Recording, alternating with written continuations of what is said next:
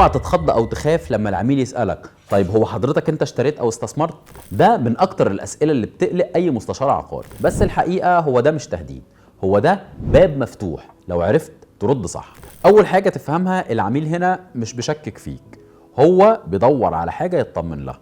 بيسألك لان عنده رغبة، بس محتاج يلاقي قدوة او مرجع يثق فيه. خلينا هنا هنقسمه لحالتين.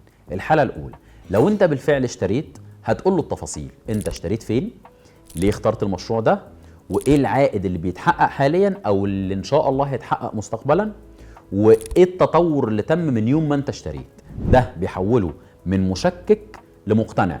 طب الحالة التانية، لو انت لسه ما اشتريتش، انت هتقول له بمنتهى الصراحة والذكاء، انا فعلا مهتم ومتابع كويس، بس حاليا مركز في اني اساعد عملائي وبدرس الفرصة المناسبة لظروفي.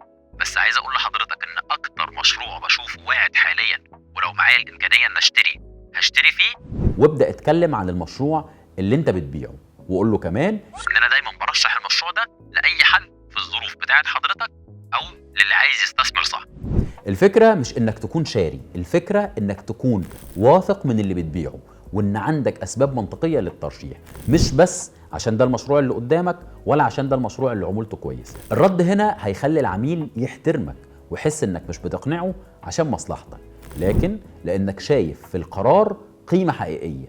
السؤال ده مش اختبار، ده باب مفتوح عشان تثبت انك بتشتغل بعقلية مستشار ومستثمر، مش مندوب او فاترينة عرض.